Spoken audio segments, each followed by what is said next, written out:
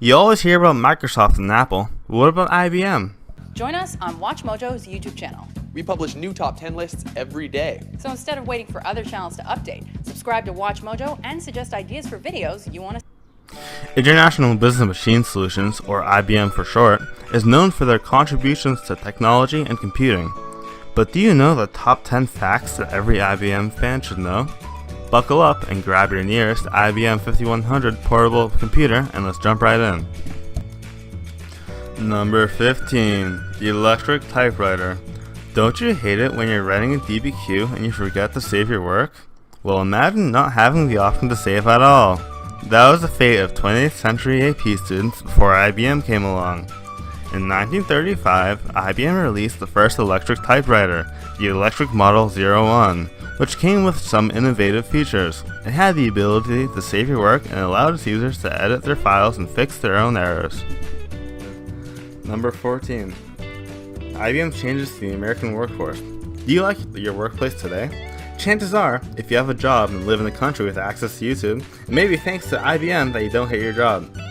Did you know IBM was one of the first companies to use the 40-hour workweek and hire disabled workers? Number 7. Maybe you've heard of this technological legal mumbo-jumbo called the Social Security Act, but you probably don't know much about it. That's fine, neither do we. IBM actually helped the United States government store data on all American employees and assign Social Security numbers. That's pretty neat. Number 3. Did you know IBM was originally called Computer Tabulating Recording Company? CTR's evolution into IBM marks a golden age for this newly branded company. IBM, as the name suggests, broadly refers to all machines. This name best represented IBM's new direction under the new leadership of Thomas J. Watson. Under his leadership, IBM profits soared to $9 million. Number 1. IBM's involvement in the Holocaust. What a lot of people don't know is that IBM helped perpetuate the Holocaust. That's not to say the Holocaust wouldn't have happened without IBM, but IBM certainly helped accelerate the process. Now we welcome Professor Dr. Ph.D. Sean Barry. There you go. In the late 1800s, IBM started producing the Holloworth punch cards, which were used to store data about individuals through a coded system of punched holes. These were used to record people's marital status, religion, age, background, occupation, criminal backgrounds, and several other aspects of a person's life. The IBM punch card was used in 1890 United States Census to collect such information. The cards worked like a Scantron-type grid. Punched out sections would indicate a person's Identifiable. features. For example, if a specific spot of a person's card indicates marital status, then a hole there would indicate them being married, while the absence of a hole would indicate their bachelor status. It was thanks to these punch cards that Nazi Germany could so effectively persecute the Jews during the Holocaust. The punch cards were used to track down Jews easily, as they gave Nazi Germany an effective way to find who Jews were and where they lived. The punch cards also allowed Hitler to fully identify the Jewish people. To the Nazis, Jews were not only those who actively practiced Judaism, but also those of Jewish descent, regardless of assimilation, intermarriage, or conversion. Since the punch cards recorded information on family heritage, the Nazis could identify Jewish blood as far as 3 or 4 generations back, allowing them to more effectively find Jews. The punch cards helped the Nazis carry out the Holocaust with minimum German resistance. Hitler did not go after all Jews at the same time. He used the information he had at his disposal from IBM's punch cards to target certain groups of Jews, often those who anti-Semitic Germans would feel the least connected to. For instance, Hitler began by enslaving wealthy Jews who had recently immigrated from Eastern Europe. He was only able to find these specific Jews thanks to the data recorded on punch cards collected during census. The efficiency of the punch cards provided by IBM accelerated the Holocaust. So much so that if IBM had not been in trade relations with Germany, perhaps the Holocaust would not be at the scale that we understand it to be at today. Perhaps the most frightening fact about IBM's involvement in the Holocaust is that IBM actively reached out to Hitler to make money from his needs. When Hitler comes into power in January of 1933, IBM does not see an evil dictator, but rather a walking paycheck.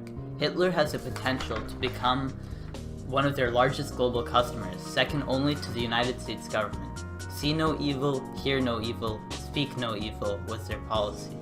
IBM officials were constantly in Berlin to monitor the activities of their German subsidiary, Didnt, and to ensure that the parent company in New York would not be cut out of any of the profits that Nazism presented. When American legislation made such contact illegal, IBM moved their dealings to their Swiss office, providing the New York office with continuous information about German development. Obviously, the most ambitious one in this dynamic duo was IBM, for they sought out business with Germany more than Germany did with them. It seems it's time for the mystery document. What is this? It seems to be a letter from Thomas J. Watson from IBM to Adolf Hitler.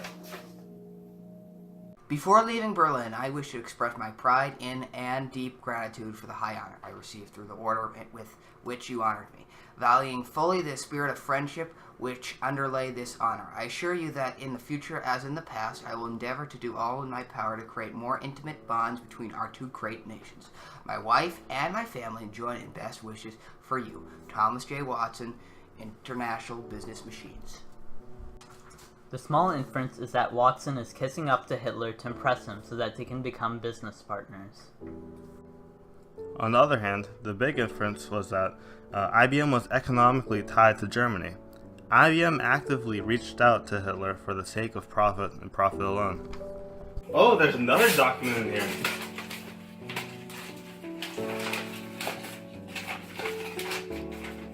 Look at that. This one's to Thomas J. Watson from Ilse Meyer.